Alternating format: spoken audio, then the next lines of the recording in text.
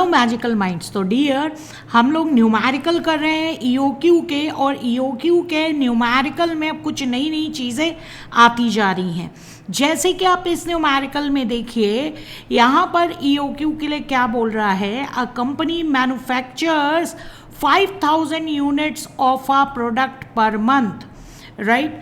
अब क्या होता है कि स्टूडेंट्स जो है ईओक्यू के बेसिक्स को ध्यान से समझते नहीं हैं, ठीक है, और वो इस 5000 को ही जो पहली लाइन में आदत पड़ी रहती है वो ले लेंगे कि वो एनुअल रिक्वायरमेंट यानी कि ए जो है वो 5000 होगा।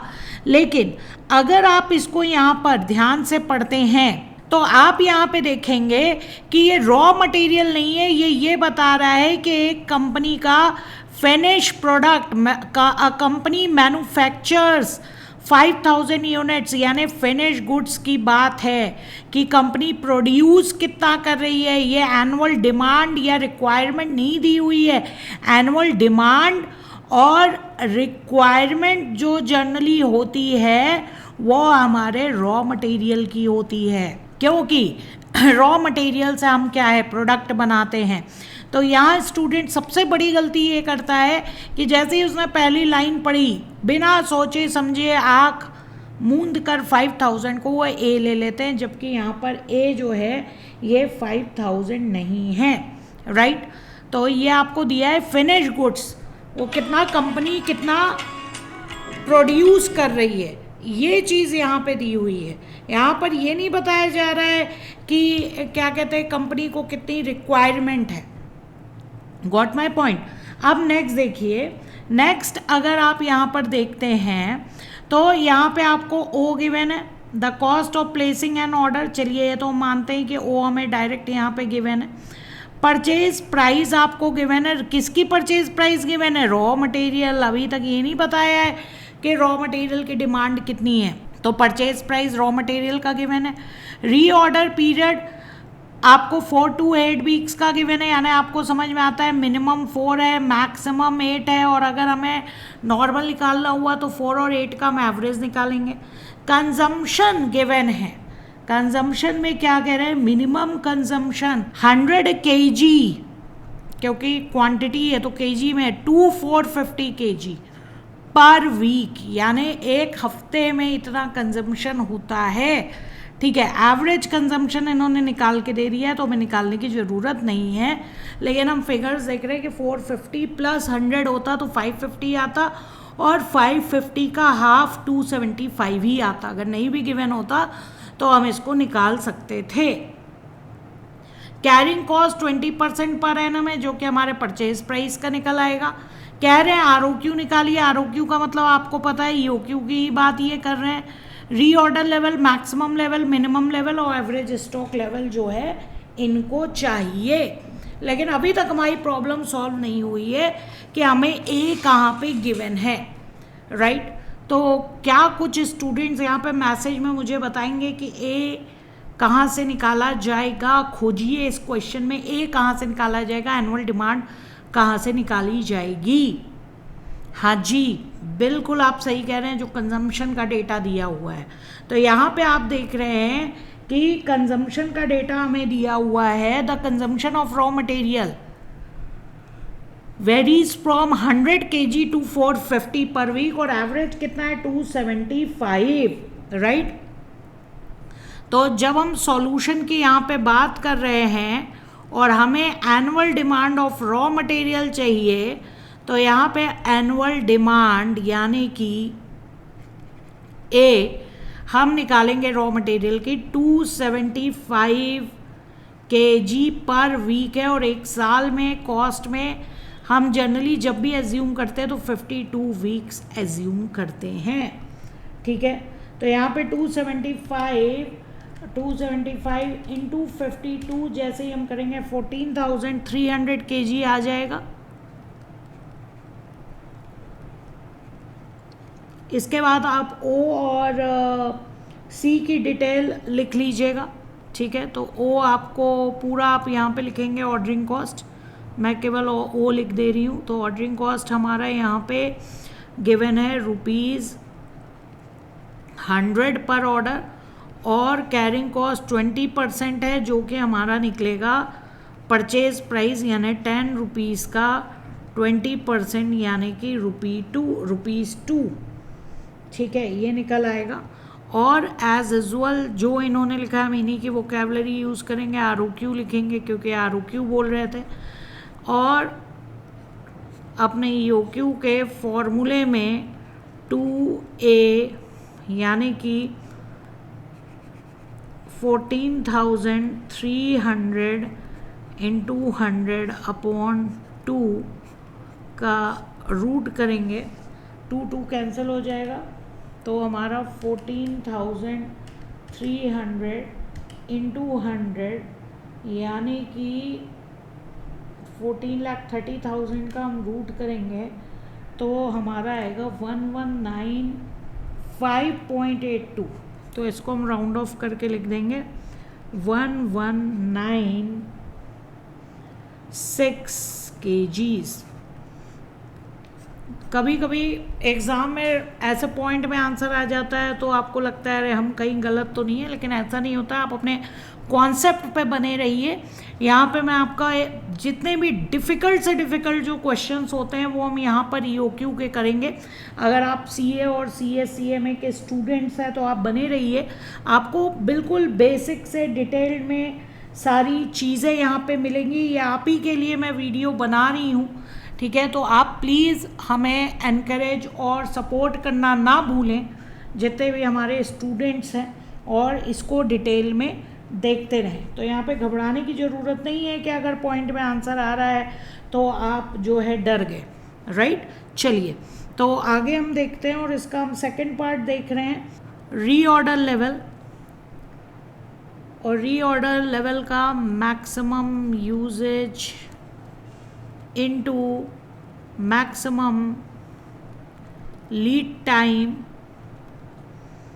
मैक्सिमम यूजेज आपका क्वेश्चन में 450 kg पर वीक गिवन है, और मैक्सिमम लीड टाइम भी आपका 4 to 8 वीक्स था, यानी कि 8 वीक्स हम यहाँ पे लिख लेंगे। तो 450 इंटू 8 आपका 3,600 kgs आ जाएगा answer, right.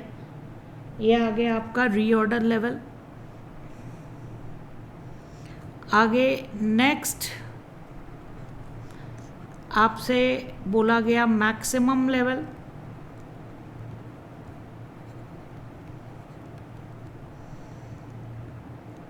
ROL plus ROQ minus, तो फॉर्मूला यहाँ पे होगा minimum usage into minimum lead time. ROL हमने ऑलरेडी यहाँ निकाला हुआ है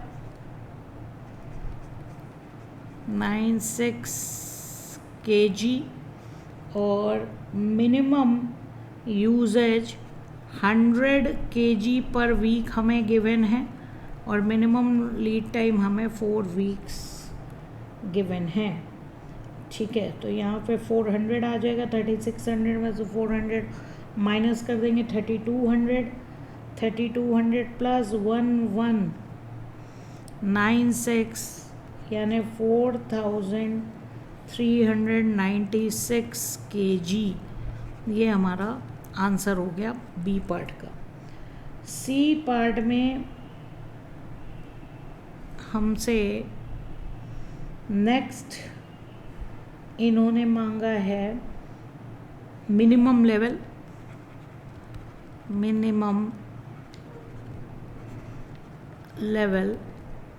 तो minimum level ROL minus normal usage into normal lead time. ROL 3600 kg given है। नॉर्मल यूजेज अगर हम यहाँ पे देखें तो 275 kg था। नॉर्मल लीड टाइम नहीं गिवन था, तो 4 + 8 डिवाइडेड बाय 2 ये हम कर सकते हैं, राइट।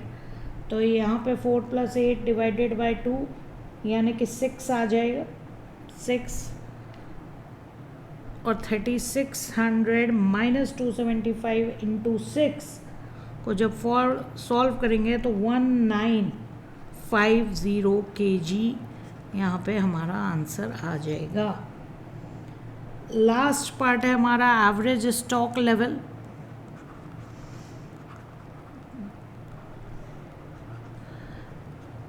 दोनों फॉर्मूले से आप सॉल्व कर सकते हैं। Maximum level plus minimum level divided by 2, दोनों फॉर्मूले से आंसर अलग अलग आएगा, मैंने आपको कई बार बताया हुआ है। 4396 + 1950 डिवाइडेड बाय 2 3173 kg ये आंसर है। इसके अलावा आप दूसरा फॉर्मूला भी यूज़ कर सकते थे, जिसमें हम minimum level plus half of ROQ जो है ये लगाते, इससे आंसर आपका अलग आएगा। दोनों फॉर्मूले से आंसर आपका अलग आता है। आप एग्ज़ाम में दोनों ही सॉल्व करके दिखा सकते हैं, मैंने आपको बार बार बोला है।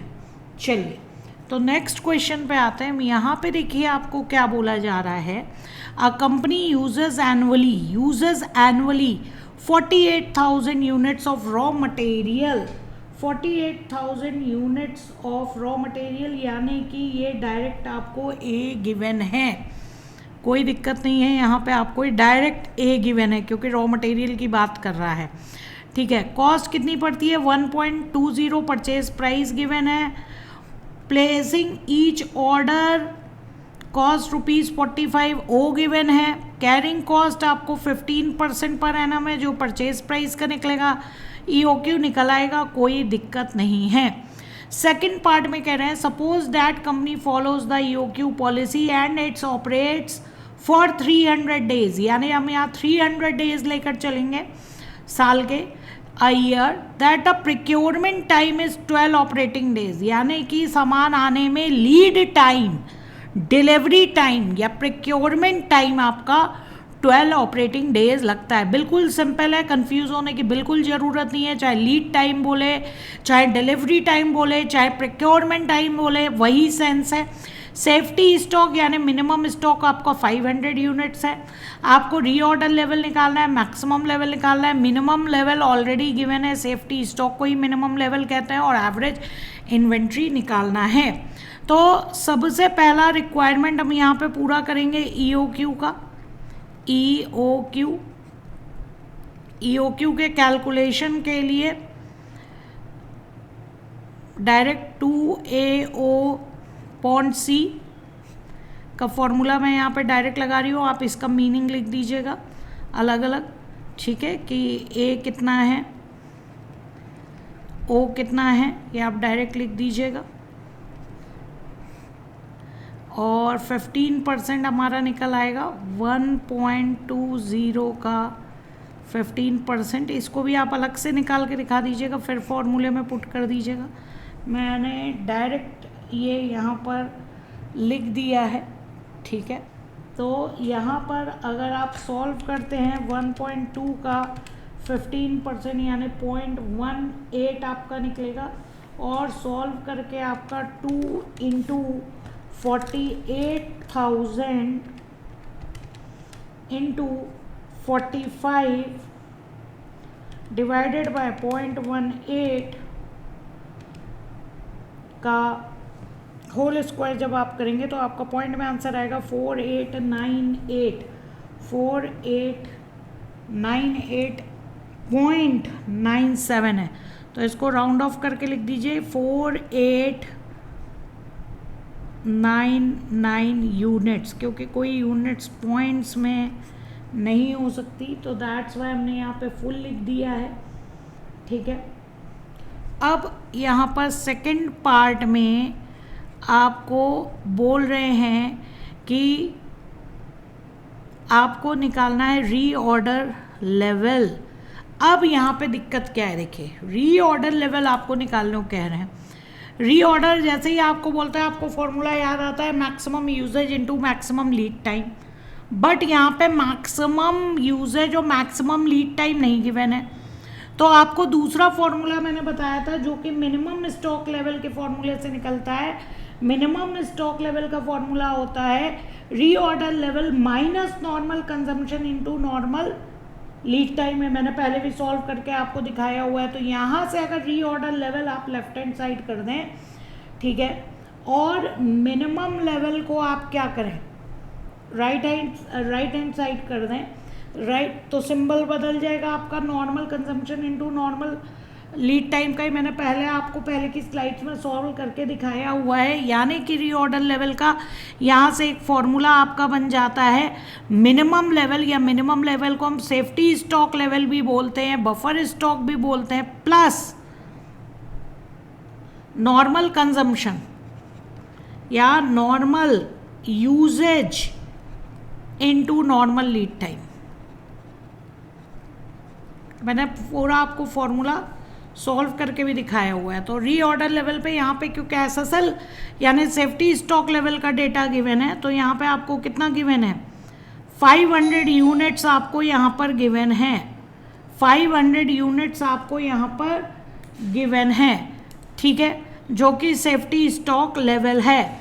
अब नॉर्मल यूजेज की अगर हम बात करें तो इन्होंने कहा है कि ये 300 डेज जो है आपकी फैक्ट्री जो है ऑपरेट करती है, और साल भर में एनुअल डिमांड जो है वो 48,000 यूनिट्स की है। तो 48,000 डिवाइडेड बाय 300 कर देंगे तो पर डे नॉर्मल यूजर्स निकल आएगा, राइट। 48,000 साल भर की रिक्वायरमेंट है, साल भर में 300 डेज ऑपरेटिंग डेज हैं, तो जैसे ही हम आपका 48,000 डिवाइडेड बाय 300 करते हैं, ठीक है, तो आपका पर डे निकल आता है, ठीक है। तो 48,000 डिवाइडेड बाय 300 आपका 160 units per day normal users निकल आएगा। और यहाँ पर नॉर्मल लीड टाइम यानी 12 डेज आपको दिए हुए हैं कि सामान आने में 12 डेज लगता है। अब इसको हम सॉल्व कर लेंगे, ठीक है, इसको हम 160 इंटू 12 करेंगे तो हमारा आ जाएगा 1920, और 500 यूनिट्स में 1920 जब हम ऐड करेंगे तो हमारा आंसर आएगा 2420 यूनिट्स, 2420 यूनिट्स, और ये हमारा रीऑर्डर लेवल है, राइट। समझ में आ रही है बात। तो ये हमारा रीऑर्डर लेवल है। अब नेक्स्ट है हमारा, भी देखिए इस क्वेश्चन में यही बात है, मैक्सिमम लेवल पूछा है। अब मैक्सिमम लेवल का आप देखेंगे फॉर्मूला क्या होता है। मैक्सिमम लेवल का फॉर्मूला आप कहोगे भाई हमने पढ़ा है ROL plus ROQ, right, minus minimum consumption into minimum lead time होता है। आप तो यही बोलोगे, ठीक है। अब प्रॉब्लम क्या है यहाँ पे, ROL तो चलो भैया हमने लिखा था, ROL अभी अभी निकाला 2420 यूनिट्स लिख दिया। ROQ आपने अभी अभी निकाला 4899 यूनिट्स लिख दिया। अब बताओ मिनिमम यूजेज कहाँ से लिखोगे बेटा, मिनिमम यूजेज तो है ही नहीं क्वेश्चन में, ठीक है। मिनिमम कंजम्पशन कहाँ से लाओगे, है ही नहीं मिनिमम मैक्सिमम, राइट। तो यहाँ पर हमको यही सेम यूज करना पड़ेगा, नॉर्मल को ही मिनिमम मानना पड़ेगा, नॉर्मल को ही मिनिमम मानना पड़ेगा। यानी कि जो अभी हमने 48,000 डिवाइडेड बाय 300 किया है और 12 ऑपरेटिंग डेज माने, इसी को हमें क्या मानना पड़ेगा, मिनिमम मानना पड़ेगा, राइट, मिनिमम मानना पड़ेगा। तो यहाँ पे आपको नोट डालना पड़ेगा, एस्ट्रिक के बाद आपको यहाँ पे नोट डालना पड़ेगा, ठीक है। 5399, इसीलिए आपको प्रैक्टिस की बहुत ज़्यादा ज़रूरत है, क्योंकि डिफरेंट टाइप के न्यूमेरिकल्स आते हैं, ठीक है। Minimum usage and minimum lead time are not given in the question, hence we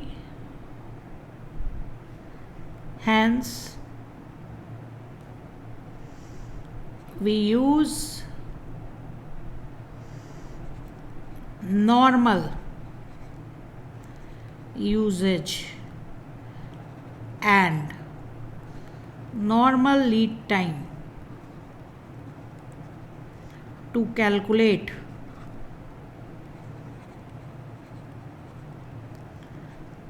the minimum stock level, the maximum stock level.